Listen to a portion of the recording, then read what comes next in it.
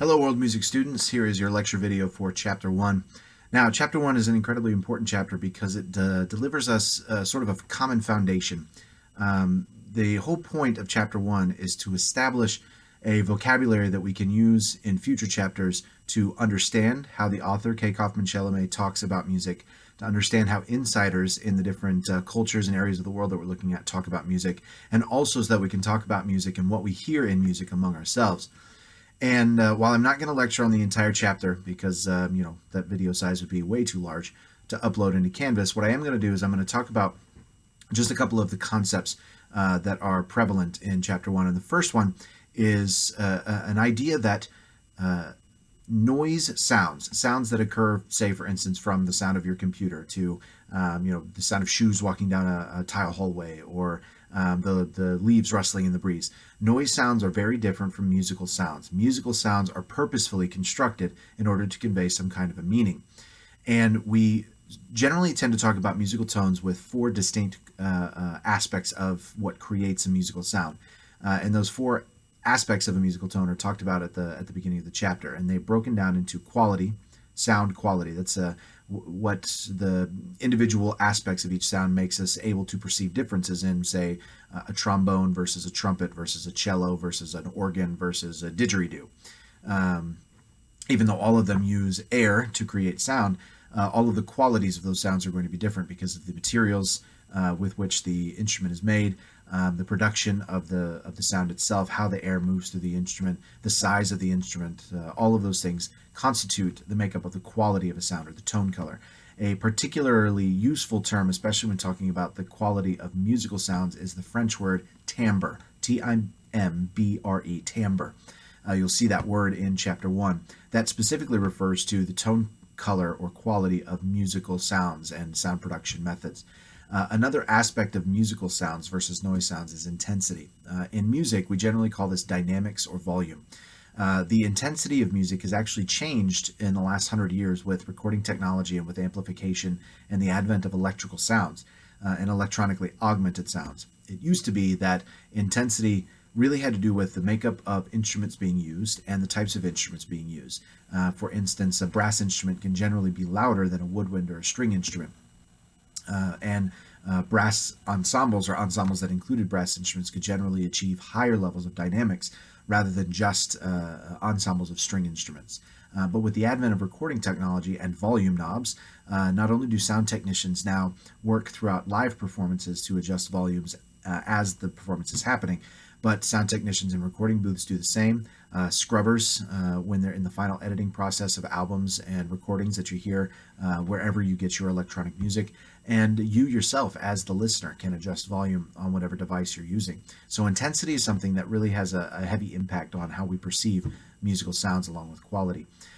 Two that are as important, but generally to a lesser extent, especially when we're talking about culture music, are the ideas of pitch, the highness and lowness of sound, and the things that create melody and harmony, and duration, or what we generally in music term as rhythm. For some peoples, like the Venda people of South Africa, rhythm is actually the most important quality of a musical sound, and the way that the body moves to a certain rhythm is actually prioritized above, say, the sound of a melody via singing. And so those four qualities of musical sounds versus noise sounds, I should say aspects, because quality or tone color is one of those aspects. Quality, intensity, pitch, and duration. That's what allows us to differentiate musical sounds from noise sounds. And in Western music especially, we have a sophisticated writing that helps us to actually notate pitches, rhythms, sound qualities, and intensities with various words and terms.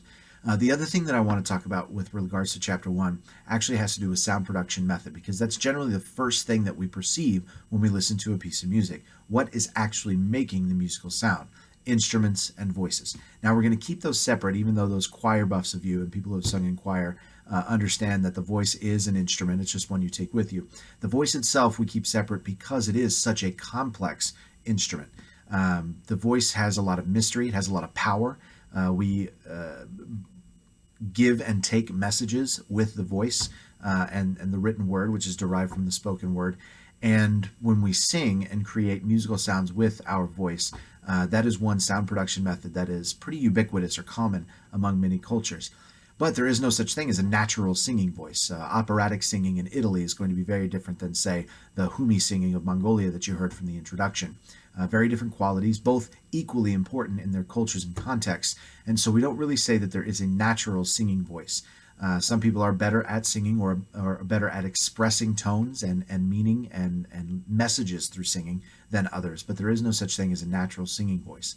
Now, with instruments, an instrument is any tool that is specifically utilized for the purposes of making music. Okay, we have instruments in lots of different fields, not just music. We have dental instruments, we have doctor instruments, we have instruments that welders use, instruments of the construction site. All of those have specific purpose, and musical instruments have the specific purpose of making music. Now, in 1914, two German musicologists, they came up with a system for comparative study of instruments, because relying on individual cultures to learn about instruments can be cumbersome because of the way that different cultures view different instruments.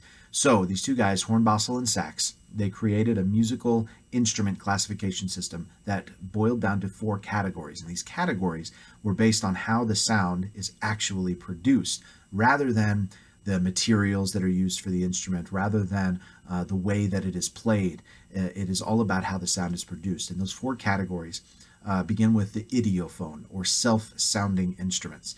These are instruments in which the sound method, or the vibration, is the body of the instrument itself. If you think about a drum set, on the drum set there are metal cymbals, and when you strike those cymbals, they kind of make a crashy, washing sound, and the metal itself vibrates in order to create the sound. That is an idiophone. Xylophones and marimbas are the same. When you clap your hands, that is also an idiophone. If you tap a tabletop with a pen, that is also an idiophone, because the actual body of whatever you're tapping vibrates itself. A chordophone, or string sound, creates sound by the vibration of some kind of a string.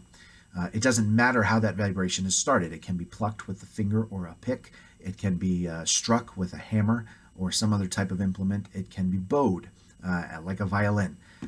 But there are 4 subcategories that you're going to read about in the chapter with string instruments, or chordophones: the zither, the harp, the lute, and the lyre. And each one of those is going to be sort of demonstrated to give you an idea of those different string sounds. So we've got idiophones, self-sounding instruments; chordophones, string sound instruments. The next category are aerophones, or air sound instruments. An aerophone is going to create musical sound by the passage of a column of air through some kind of resonating chamber. And we're talking about things like the didgeridoo, or the trumpet, or the clarinet, or even the pipe organ.